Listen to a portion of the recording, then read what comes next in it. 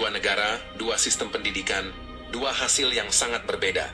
Iran dengan struktur ketatnya melahirkan inovasi tinggi meski dibatasi sanksi global. Indonesia dengan kekayaan sumber daya alam dan populasi besar masih tertinggal jauh dalam persaingan ilmu pengetahuan. Bagaimana mungkin ini terjadi?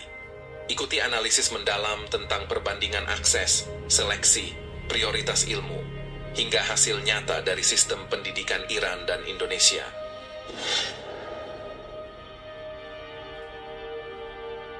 Sobat channel Kabar Langit, Iran telah lama menunjukkan komitmen kuat terhadap akses pendidikan tinggi, dengan sekitar 70% lulusan sekolah menengah atas berhasil melanjutkan ke perguruan tinggi.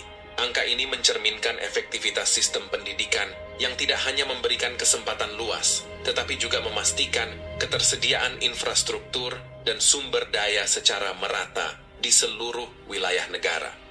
Universitas-universitas negeri dikelola oleh pemerintah dengan subsidi besar sehingga biaya pendidikan menjadi sangat terjangkau bagi seluruh lapisan masyarakat.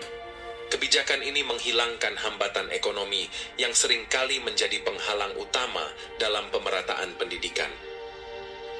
Berbeda dengan Iran, Indonesia masih menghadapi tantangan besar dalam distribusi akses pendidikan tinggi. Menurut data BPS dan Kemendikbud tahun 2023, angka partisipasi kasar pendidikan tinggi baru mencapai sekitar 31%. Lebih jauh lagi, sebagian besar mahasiswa berasal dari kota-kota besar seperti Jakarta, Bandung, dan Yogyakarta. Wilayah timur Indonesia dan daerah-daerah terpencil masih minim akan institusi pendidikan tinggi berkualitas. Biaya pendidikan yang tinggi di universitas negeri maupun swasta semakin memperparah ketimpangan ini. Bahkan untuk masuk universitas negeri pun, banyak siswa dari keluarga kurang mampu harus mengikuti bimbingan belajar berbayar yang tidak murah, menciptakan barier awal yang sulit dilampaui.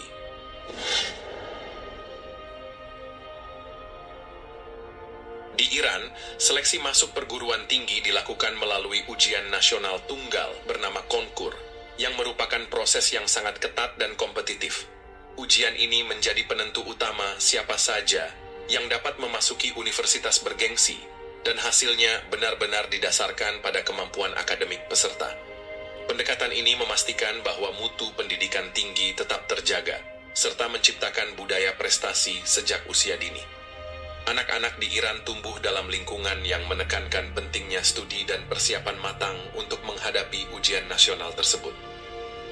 Sebaliknya, sistem seleksi di Indonesia lebih kompleks dan cenderung membuka celah ketidakadilan. Jalur SNBP, Seleksi Nasional Berdasarkan Prestasi, SNBT, Seleksi Nasional Berdasarkan Tes, dan jalur mandiri menciptakan situasi di mana faktor ekonomi bisa menjadi penentu utama. Jalur mandiri, meskipun legal, sering dikritik karena membuka peluang bagi siswa kaya untuk membeli kursi di universitas negeri tanpa melalui seleksi ketat. Hal ini melemahkan prinsip meritokrasi dan menyulitkan siswa dari keluarga kurang mampu untuk bersaing secara adil. Selain itu, kurikulum sekolah menengah di Indonesia yang sering berubah-ubah membuat siswa kesulitan untuk mempersiapkan diri secara maksimal.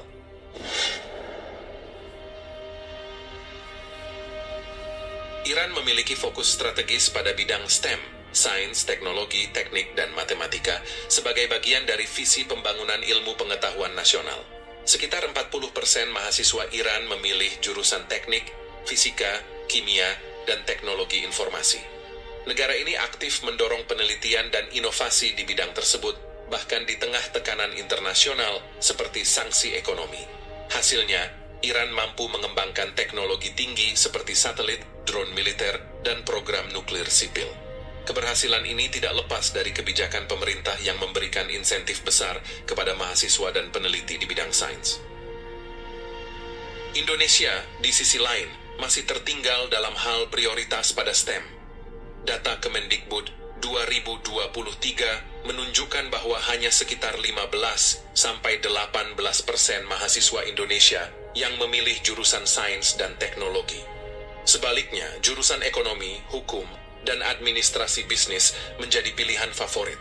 Fenomena ini mencerminkan rendahnya minat masyarakat terhadap bidang yang memerlukan pemikiran analitis dan riset mendalam.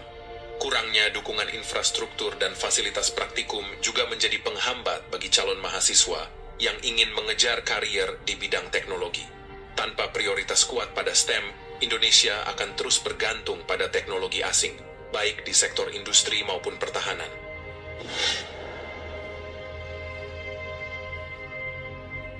Iran menghabiskan sekitar 0,8% dari total PDB untuk penelitian dan pengembangan menurut UNESCO Science Report 2024. Jumlah ini jauh lebih tinggi dibandingkan Indonesia yang hanya mengalokasikan sekitar 0,2% dari PDB untuk riset. Di Iran, lebih dari 3.000 pusat riset dan inkubator teknologi tersebar di seluruh negeri, banyak di antaranya terintegrasi langsung dengan universitas. Model ini memungkinkan kolaborasi antara akademisi, industri, dan pemerintah, sehingga hasil riset bisa langsung diimplementasikan secara praktis. Dalam konteks Indonesia, investasi riset tidak hanya rendah secara nominal, tetapi juga terpecah-pecah. Dana riset sering dialokasikan tanpa koordinasi yang jelas antar kementerian, sehingga banyak proyek penelitian yang tidak saling terhubung atau gagal direplikasi secara skala nasional. Selain itu, banyak hasil riset dari universitas belum dimanfaatkan secara optimal oleh industri, karena kurangnya sinergi dan regulasi yang mendukung transfer teknologi. Akibatnya, potensi inovasi domestik terbuang sia-sia, sementara negara tetap bergantung pada impor teknologi asing.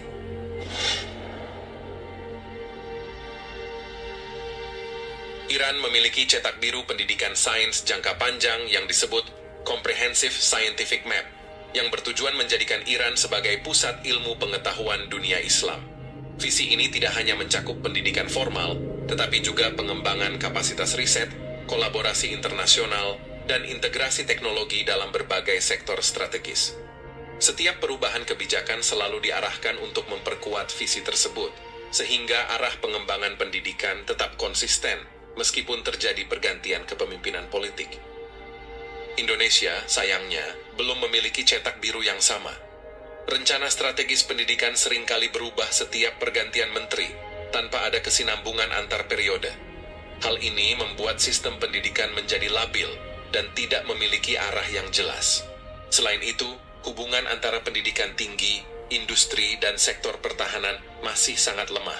Padahal, sinergi ketiga elemen tersebut adalah kunci untuk membangun kemandirian teknologi dan ekonomi berbasis inovasi.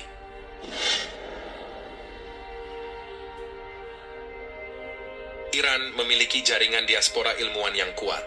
Meski banyak ilmuwan Iran bekerja di Amerika Serikat, Eropa, atau Timur Tengah, mereka tetap menjaga hubungan dengan universitas dan lembaga riset di dalam negeri. Banyak dari mereka yang secara aktif berkontribusi dalam transfer teknologi dan kolaborasi riset lintas batas. Pemerintah Iran juga memberikan insentif bagi para ilmuwan yang ingin kembali atau tetap terlibat dalam proyek-proyek nasional dari luar negeri. Di Indonesia, fenomena sebaliknya terjadi. Banyak akademisi dan peneliti berbakat memilih tetap di luar negeri karena sistem birokrasi dan minimnya fasilitas riset di dalam negeri. Contoh nyata adalah beberapa profesor Indonesia yang bekerja di universitas top dunia, tetapi tidak pernah diajak berkontribusi secara signifikan untuk pengembangan pendidikan tinggi di Indonesia. Kurangnya strategi pemerintah dalam memberdayakan diaspora akademik membuat banyak talenta terbuang begitu saja, padahal mereka bisa menjadi motor penggerak inovasi jika dikelola dengan baik. Sobat channel Kabar Langit, sistem pendidikan menentukan masa depan sebuah bangsa. Iran membangun kekuatannya melalui disiplin ilmu, akses yang terstruktur, dan komitmen pada riset jangka panjang. Indonesia, dengan segala potensi yang dimiliki, masih bergerak tanpa arah yang jelas. Setelah melihat perbandingan ini, satu pertanyaan muncul. Apakah kita benar-benar serius ingin maju, atau hanya puas menjadi penonton di tengah ketergantungan pada teknologi asing? Jika Anda punya pandangan, bagikan pendapat Anda di kolom komentar. Sampai jumpa.